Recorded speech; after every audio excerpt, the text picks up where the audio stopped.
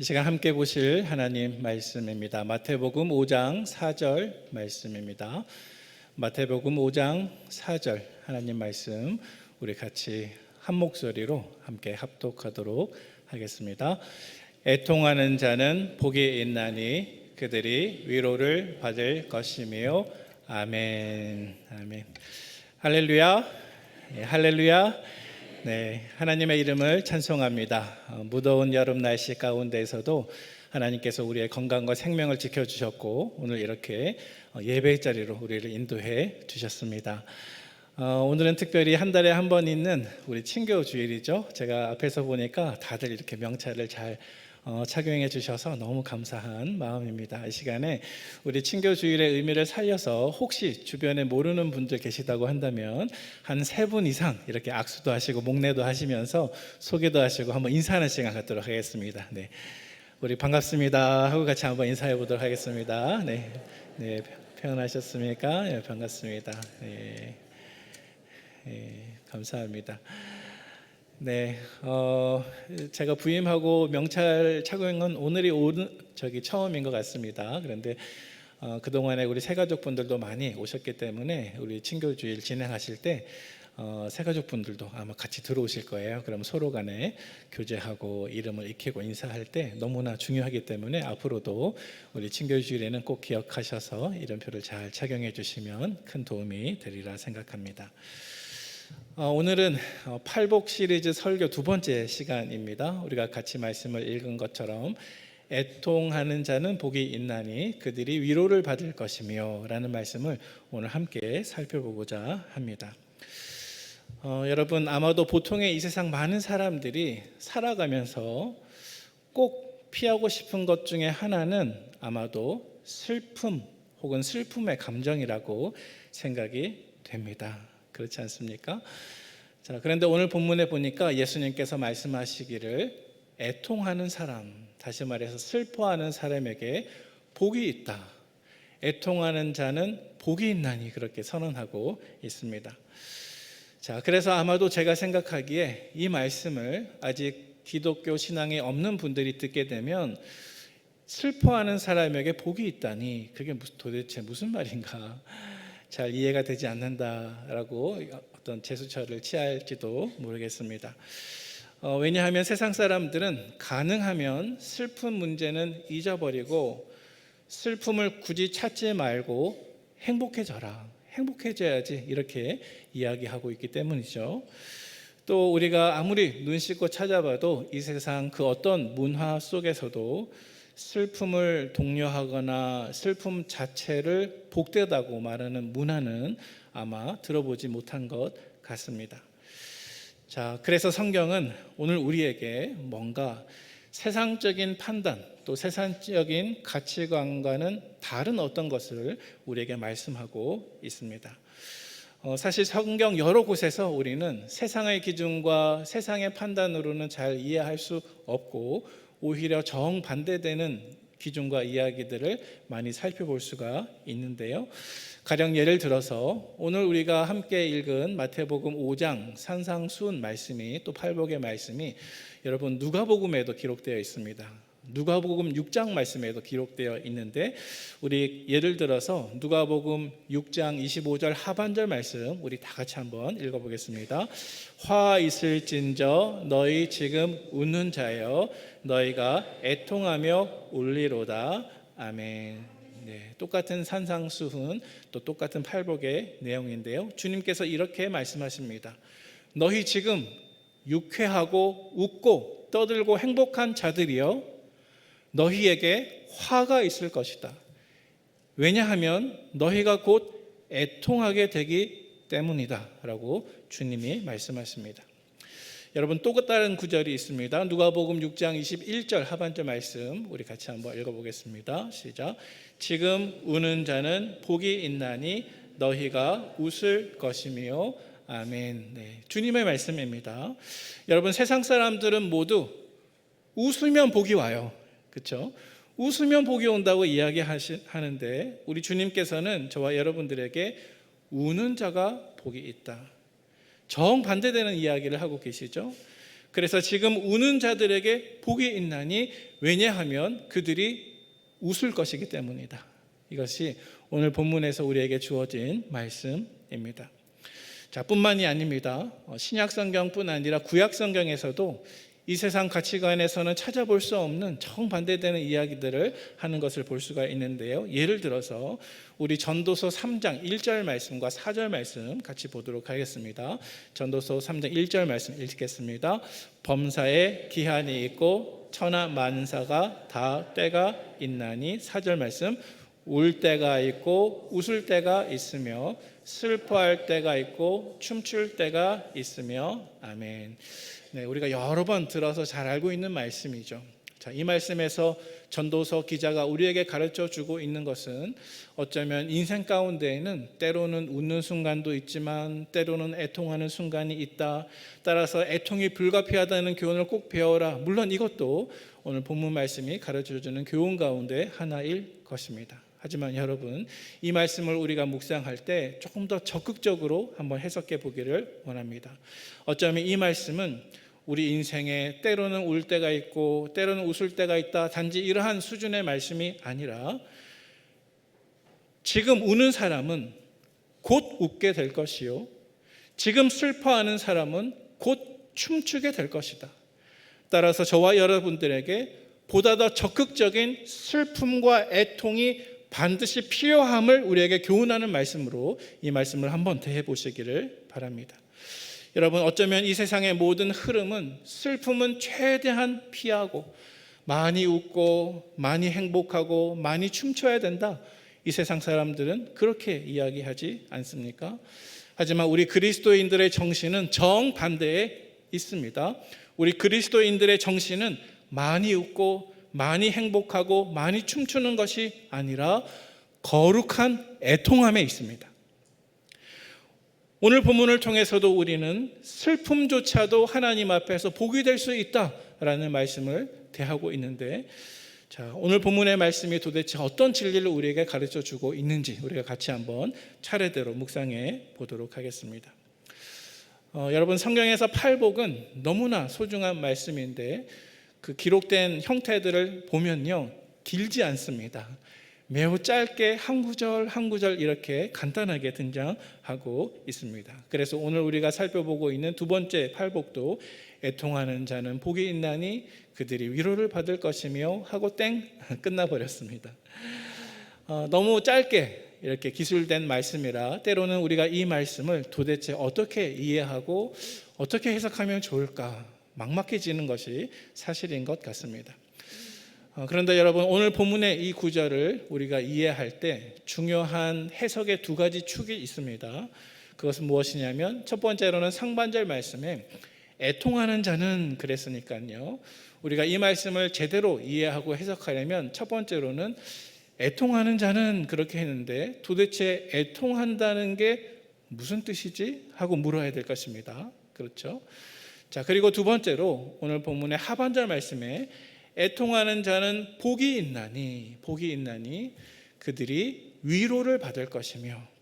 따라서 우리가 이 짧은 구절을 이해하기 위해서는 두 번째로, 그러면 주님께서 약속하신 애통하는 사람에게 주시기 원하시는 그 복과 위로가 무엇일까? 어떤 위로일까? 이것을 우리가 해석해내면 오늘 본문의 의미를 우리가 완벽하게 완전하게 이해할 수가 있을 것입니다.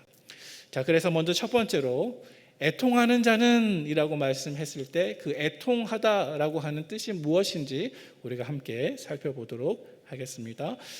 자, 애통하는 자, 여러분, 애통이라고 하는 것이 무슨 뜻인가요? 쉽게 말씀하면 슬퍼한다, 그렇죠? 운다, 그런 뜻을 가지고 있습니다. 그런데 이 말씀을 해석할 때 여러분, 크게 두 가지 견해가 있더라고요. 두 가지 견해가 있습니다. 먼저 첫 번째로는 오늘 본문 말씀 속에서 이야기하는 이 애통함을 우리가 일상생활 속에서 겪을 수 있는 일반적인 슬픔으로 우리가 해석할 수가 있겠습니다. 자, 여러분들, 우리가 삶 속에서 흔히 경험하게 되는 일반적인 슬픔들, 어떤 슬픔들이 생각이 나십니까? 여러분들은 보통 어떨 때 애통해 하십니까? 예를 들면은 사랑하는 사람을 잃어버렸을 때, 그렇죠? 사랑하는 부모님이나 자녀나 형제나 또 가까운 애인이나 또 부부나 또 친구를 잃어버렸을 때 우리의 마음은 애통하게 될 것입니다. 또 두 번째로 아마도 내가 계획하고 작정한 어떤 계획이 어떤 프로젝트가 실패했을 때, 내가 작정하고 어떤 것을 하려고 했는데 그것이 실패로 돌아갔을 때 우리는 느낄 수 있는 슬픔이 있는 것 같습니다. 왜냐하면 이 세상에서 어떻게 모든 일이 항상 우리가 작정한 대로만 이루어지겠습니까? 그래서 아무리 어떨 때는 최선을 다해서 준비해도 기대한 결과가 나오지 않을 때 우리의 마음은 다소 슬퍼지고 또 애통할 수가 있겠습니다. 또 여러분, 일반적인 슬픔 가운데 어떤 것이 있을까요? 아마도 다른 사람으로부터 받은 상처 때문에 슬퍼하는 경우가 있을 것 같습니다. 믿었던 사람들에게 배신당하고 또 어쩌면 가장 가까운 사람에게 들은 무심코 던진 한마디 말이 내 가슴에 탁 부딪혀 왔을 때 어떻게 그런 말을 어떻게 나에게 이렇게 상처를 줄 수가 있을까 하면서 우리의 마음이 속상해지고 또 슬퍼할 때가 있는 것 같습니다. 자, 따라서 여러분, 오늘 본문의 말씀 속에 등장하는 애통함, 슬퍼함의 모습을 이렇게 일반적인 우리 인간들이 생활하면서 얻을 수 있는 슬픔에 대해서 이 말씀을 적용하게 되면 여러분, 이렇게 해석하는 방법에 대해서 여러분들 어떻게 생각하십니까? 이 말씀이 그렇게 해석해도 좋을까요? 충분할까요? 물론 우리는 하나님께서 우리가 사랑하는 사람을 잃어버렸을 때, 또 인생의 실패 앞에서 무너졌을 때, 또 다른 사람에게 상처를 받았을 때 하나님이 우리를 찾아와 주셔서 우리 가운데 큰 위로로 함께 해주실 줄로 믿습니다. 하지만 오늘 주어진 본문을 해석할 때 애통하는 자는 복이 있나니, 이 말씀 속에서 이 애통함을 그저 일반적인 슬픔으로 해석하면 다소 부족함이 보이는 것이 사실입니다. 왜냐하면 이러한 일반적인 슬픔은 예수를 믿는 사람도 믿지 않는 사람도, 예수님의 참 제자들도 제자가 아닌 사람도 누구나 다 겪게 되는 슬픔이 바로 이런 일반적인 슬픔이기 때문에 그렇습니다.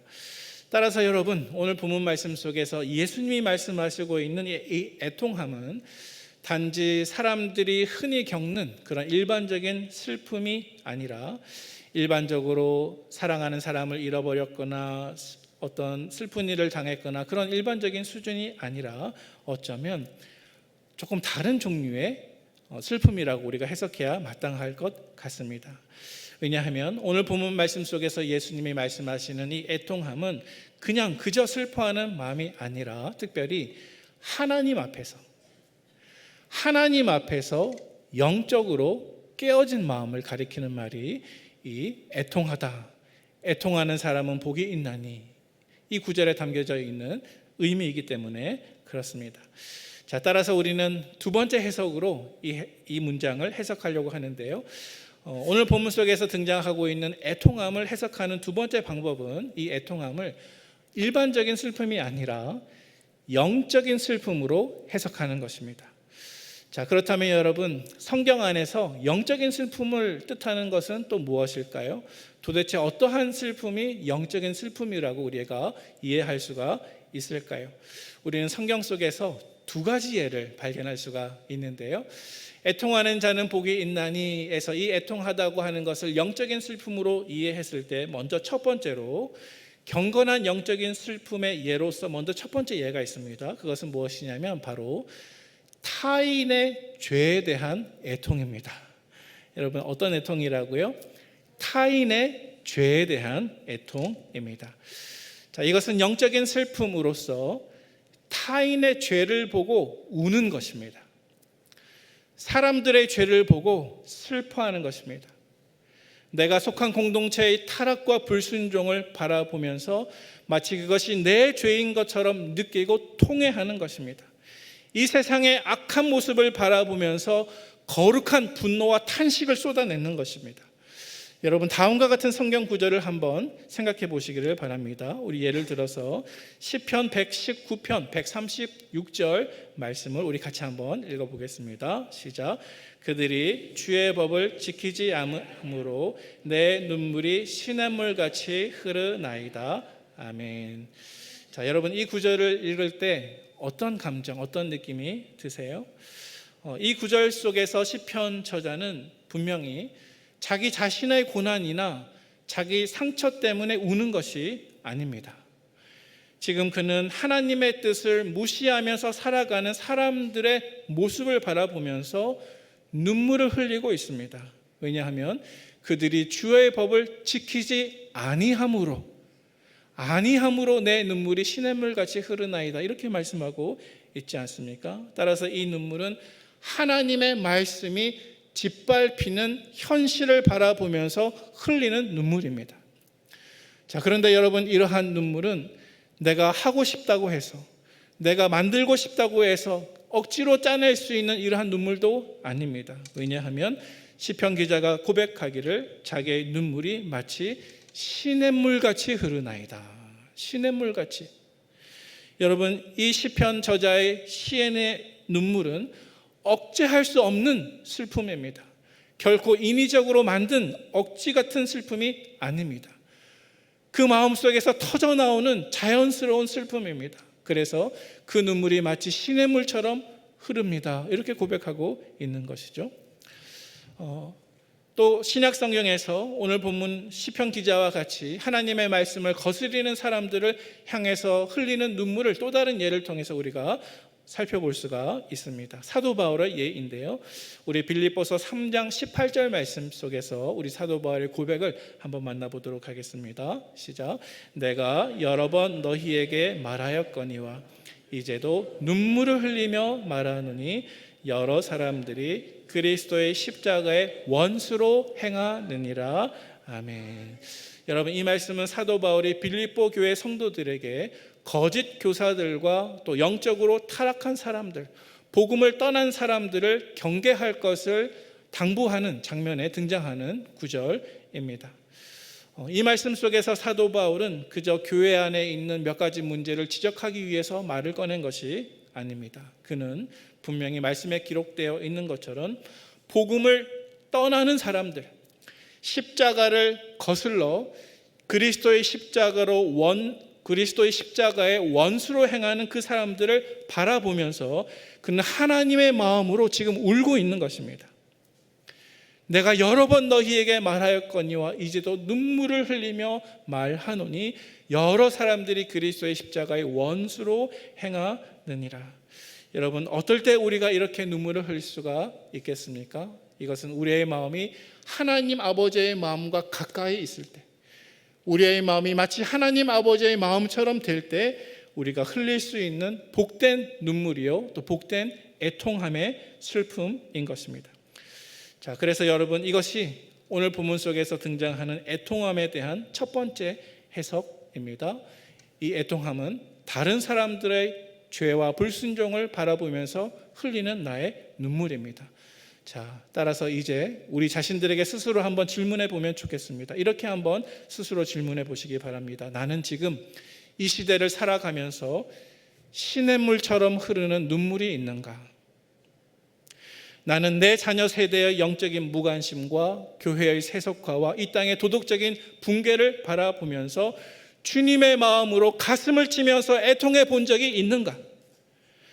나는 하나님의 말씀이 조롱당하고 그리스도의 복음이 많은 사람들의 삶 속에서 무시당하는 그 모습을 보면서 하나님 아버지의 마음과 같이 함께 아파하며 눈물을 흘리고 있는가?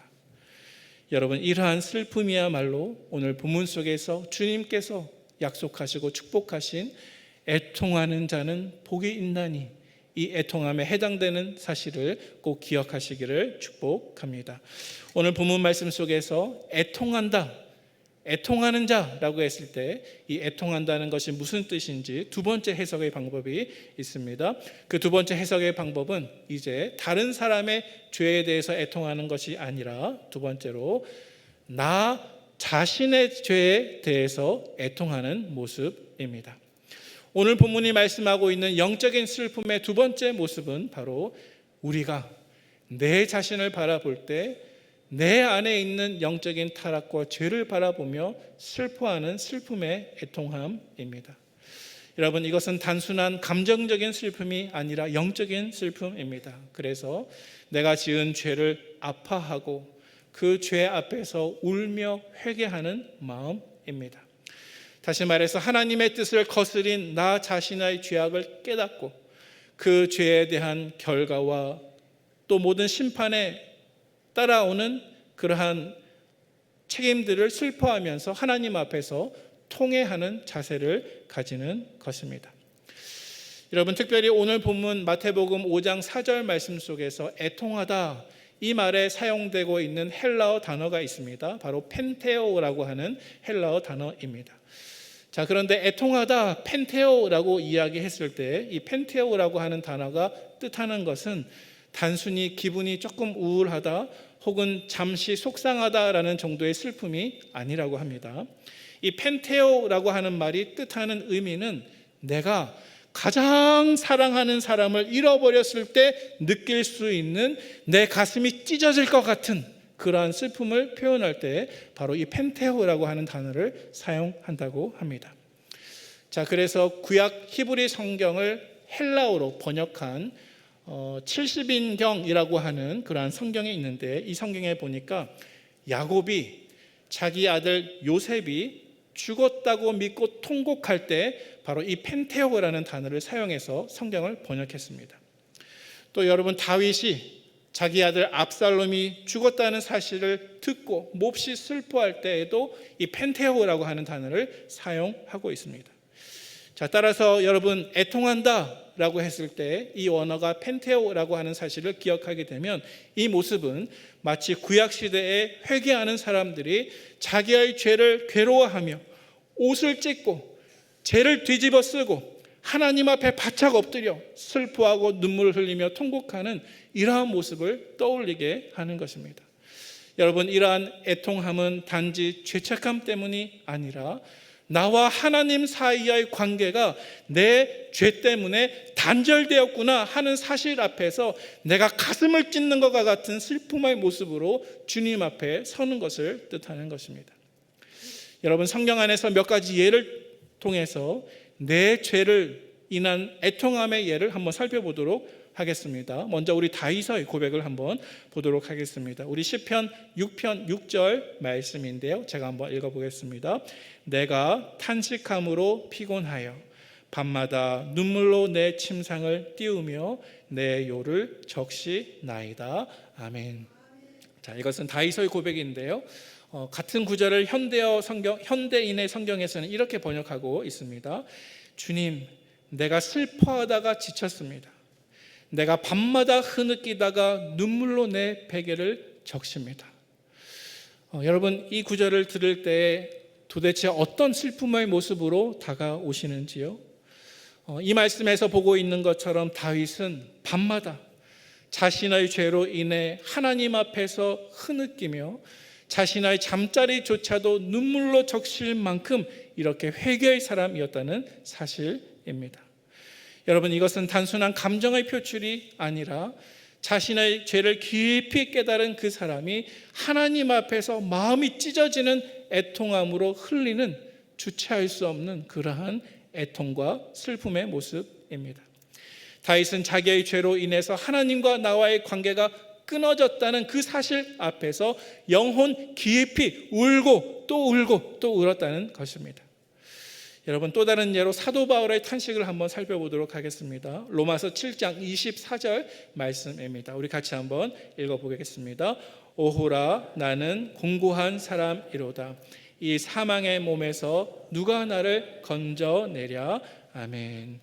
여러분, 우리가 너무나 잘 알고 있는 말씀입니다. 이 말씀 속에서 사도 바울은 오호라, 나는 공고한 사람이로다. 아, 나는 얼마나 비참한 사람인가. 자기 자신이 정말로 비참한 사람이라고 고백하고 있습니다. 왜 그렇습니까? 왜냐하면 그는 하나님의 법이 너무나 선하고 하나님의 뜻이 옳다는 사실을 분명히 알고 있습니다. 그래서 마음으로는 그 법을 따라가고 싶습니다. 그런데도 자기 안에 여전히 남아있는 죄의 본성이, 그 죄의 힘이 번번이 나를 넘어뜨리고 하나님의 뜻을 어기게 만들고 늘 갈등하게 만든다는 사실을 절감하고 있기 때문에 그는 이렇게밖에 고백할 수 없었습니다. 오호라, 나는 공고한 사람이로다. 아, 나는 얼마나 비참한 사람인가. 이 말씀 속에서 사도 바울은 단순히 자기 자신을 자책하는 것이 아니라 그의 영혼의 깊은 곳에서 우러나오는 통곡과 같은 울부짖음으로 지금 이 고백을 하고 있다는 것입니다. 따라서 사랑하는 성도 여러분, 오늘 이 말씀을 우리 삶 속에 한번 적용해 보도록 하겠습니다. 우리 자신들에게 이렇게 한번 질문해 보면 좋겠습니다. 우리는 언제 마지막으로 하나님 앞에서 내 죄를 슬퍼하며 깊이 처절하게 애통해 본 적이 있었는가? 어쩌면 우리는 다른 사람의 죄와 잘못은 쉽게 구분하면서도 정작 내 삶 안에, 내 마음 안에 있는 그 죄에 대해서는 너무 무관심하고 무뎌있지는 않은가?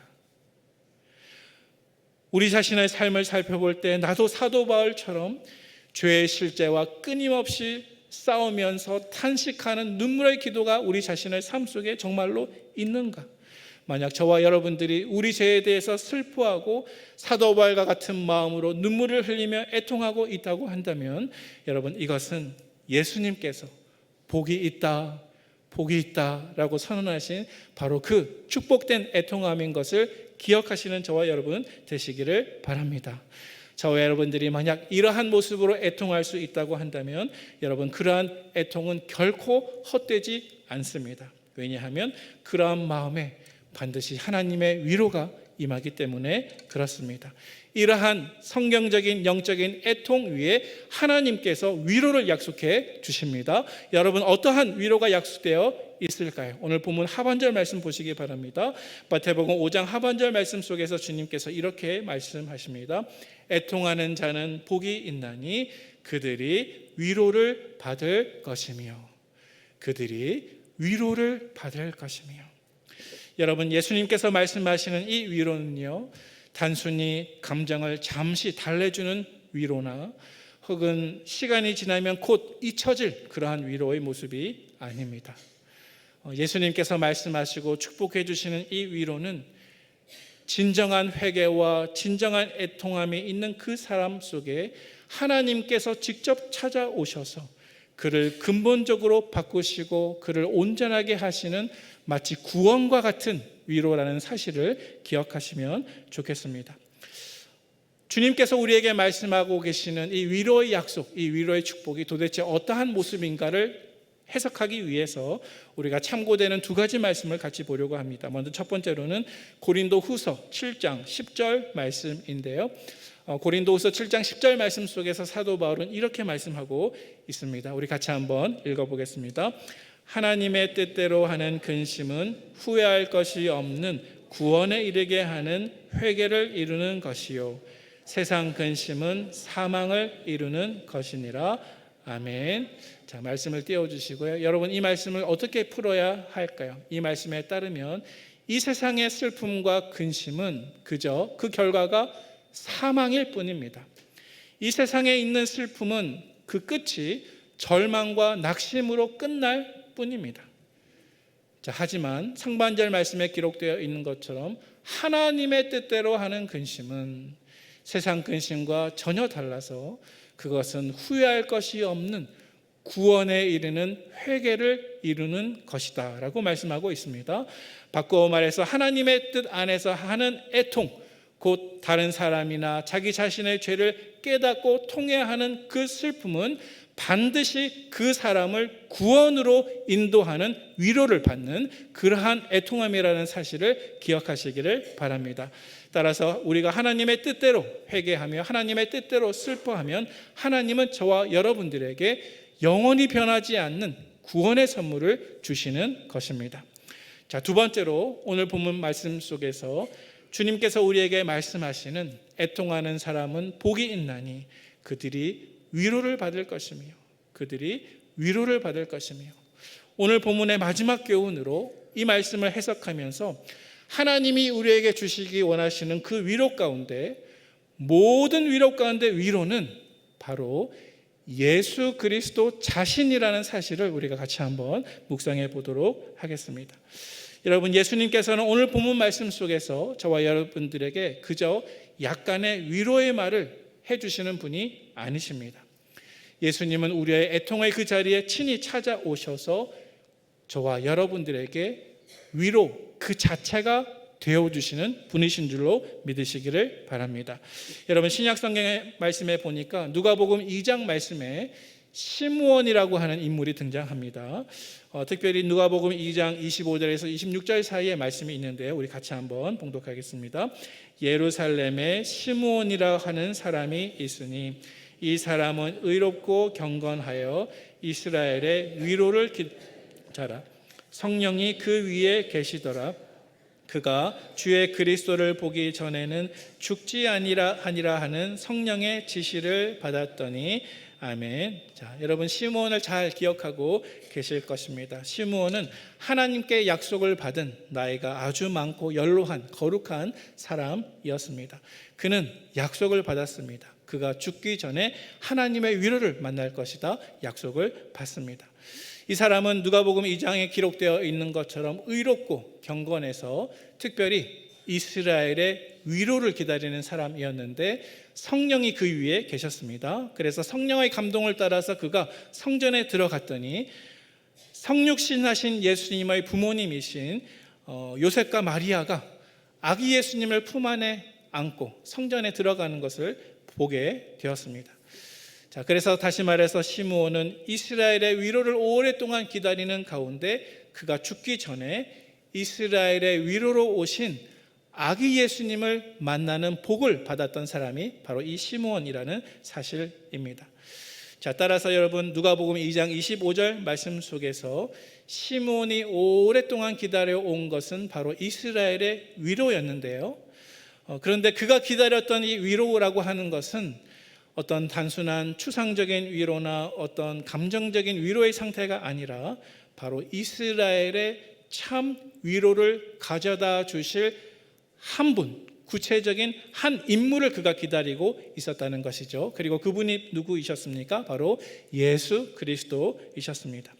여러분, 우리는 이러한 사실을 구약 성경을 통해서 확인해 볼 수가 있습니다. 우리 구약 성경 이사야 40장 1절 말씀과 또 9절 말씀을 우리 같이 한번 마지막으로 읽어보도록 하겠습니다.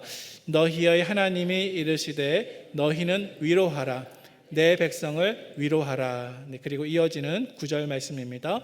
아름다운 소식을 시온에 전하는 자여 너는 높은 산에 오르라. 아름다운 소식을 예루살렘에 전하는 자여 너는 힘써 소리를 높이라. 두려워하지 말고 소리를 높여 유다의 성읍들에게 이르기를 너희의 하나님을 보라 하라. 아멘. 자, 방금 읽은 누가복음과 이사야 말씀을 한번 연결해 보도록 하겠습니다. 방금 읽으신 이사야 말씀에 보니까 하나님께서는 포로로 고통받는 자기 백성들에게 참된 위로를 주시기 원하십니다. 그래서 1절 말씀에 하나님이 이르시되 너희는 위로하라.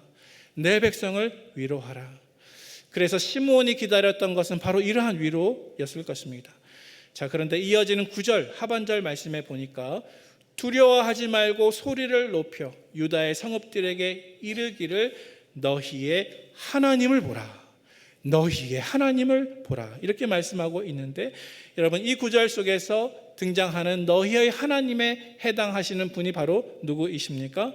여러분, 이 말씀이 가리키고 있는 지칭하는 위로는 단지 어떠한 위로의 말이 아니라 어떤 위로의 감정이 아니라 바로 시므온이 오랫동안 기다렸던 그분, 또 하나님께서 포로된 이스라엘 백성들을 위로하시기 위해서 내 백성을 위로하라, 위로하라, 위로하시기 위해서 보내셨던 바로 그분, 성육신하신 이스라엘의 위로자 주 예수 그리스도이심을 믿으시기를 바랍니다.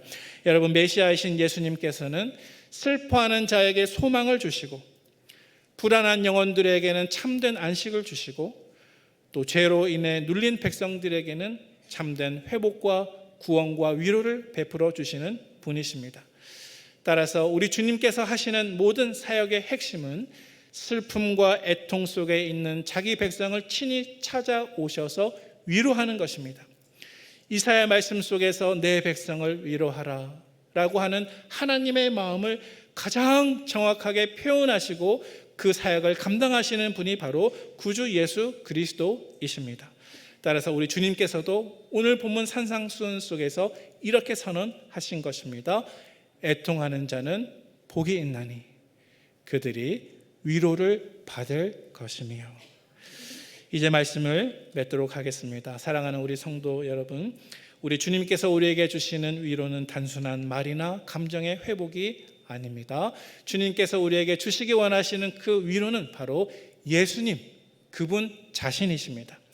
예수님께서 우리에게 찾아오셔서 회개하는 자를 품으시고 애통한 자를 친히 안으시는 하나님의 위로가 되시는 것입니다. 따라서 저와 여러분들이 이 예수님 안에 있으면 저와 여러분 속에 있는 모든 애통함도 하나님의 약속대로 위로로 변할 줄로 믿으시기를 축복합니다. 예수님은 지금도 타인의 죄와 내 자신의 죄를 바라보면서 고통 속에 울고 있는 그 성도들을 절대로 잊지 않으십니다. 오늘 우리의 깊은 영적인 애통함 속에서 위로 그 자체이신 예수 그리스도를 통해서 임하시는 하나님의 위로가 저와 여러분들 모두의 삶 속에 충만하게 임재하시기를 주님의 이름으로 축원드립니다. 만복의 복이신 하나님 아버지, 그 크신 은혜와 사랑을 감사합니다. 우리 마음속에 있는 애통함과 모든 슬픔을 주 예수 그리스도의 십자가 뒤로 감추사 우리 속에 있는 모든 눈물을 닦아주시고 슬픔이 변하여 기쁨이 되도록, 낙심이 변하여 소망이 되도록, 절망이 변하여 구원이 되도록 인도하신 하나님의 크신 은혜를 인하여 감사와 찬송과 영광을 올려드립니다. 하나님, 이 시간 주님 앞에 나와 우리의 몸과 마음을 다해 예배할 수 있는 것이 우리의 큰 기쁨인데, 하지만 이것이 우리의 뜻대로 된 것이 아니요 무더운 날씨 속에서도 우리를 동행해 주시고 우리의 삶과 건강을 지켜주시고 생명을 주신 하나님 덕분임을 생각하며 이 시간 주님 앞에 다시 한번 감사와 찬송을 올려드립니다. 이 시간 예배의 자리에 나오면서 주님의 것을 구별하여 귀한 예물로 올려드린 손길들을 주님 다 기억하여 주시옵소서. 주님께서 주신 것입니다. 주님의 것입니다. 우리의 모든 생애와 우리의 모든 소유가 주님의 뜻대로 이루어지기를 원합니다. 하나님의 나라와 복음 전도를 위해서 구별되어 드린 귀한 예물을 주님 기억하여 주셔서 주일의 헌금과 11조 예물과 감사의 예물과 선교의 예물과 기타 여러 가지 목적의 예물들을 주님 기뻐 받아주시고 이 예물이 있는 곳에 우리의 마음이 있게 하여 주시며 이 땅에 우리가 재물을 쌓아두는 어리석은 사람 되지 말게 하여 주시고 저 천국에 좀 먹지 아니하며 도둑이 들지 않고 영원토록 쌓여질 그곳에 우리의 마음을 두며 우리의 재물을 쌓을 수 있는 주님의 예배자, 주님의 일꾼들 다 될 수 있도록 축복해 주시옵소서. 우리를 받아주신 주님께 감사드리며 예수님의 귀하신 이름으로 축복하며 기도합나이다. 아멘. 하나님 아버지, 이 시간 주님 앞에 나아가 기도하오니 우리의 마음속에 어느새 무감각해진, 어느새 내 죄를 바라보아도 눈물이 나지 않는, 어느새 다른 사람들의 이 사회의 하나님의 말씀을 짓밟는 모습을 보아도 무감각해진 이런 마음들의 아버지 하나님, 다시 한번 회복의 역사를 이루어 주시옵소서. 주님께서 기뻐하시는 온전한 애통함을 되찾아가고 발견해가는 우리 모든 북문의 성도 될 수 있도록 복을 베풀어 주시옵소서. 하나님, 우리 마음속에 너무나 슬프고 너무나 애통하고 너무나 처절한 그러한 상황 속에 있는 우리 모든 성도들 있다고 한다면 주님, 위로 그 자체 되신 주님께서 찾아와 주옵소서. 임마누엘로 동행하여 주옵소서. 잠시 있다가 없어질 위로가 아니요 영원히 없어지지 아니하늘 영원한 위로와 구원으로서 동행하여 주셔서 우리 모든 성도들의 마음과 지친 영혼이 다시 한번 회복되고 슬픔이 변하여 기쁨이 되며 눈물이 변하여 웃음이 될 수 있는 역사를 주 예수 그리스도의 이름으로 이루어 주시옵소서. 이 기도를 들어 응답해 주실 나사렛 구주 예수의 이름으로 감사하며 기도하옵나이다. 아멘. 이제는 우리 구주 예수 그리스도의 은혜와 하나님 아버지의 사랑과 성령님의 교통하심이 예수님이 원하시는 온전한 애통함을 회복시켜 가며 하나님께서 주시기 원하시는 위로를 맛보기를 다짐하고 간절히 기도하는 사랑하는 북문의 모든 성도들의 삶 속에 지금부터 영원토록 함께 있을지어다. 아멘.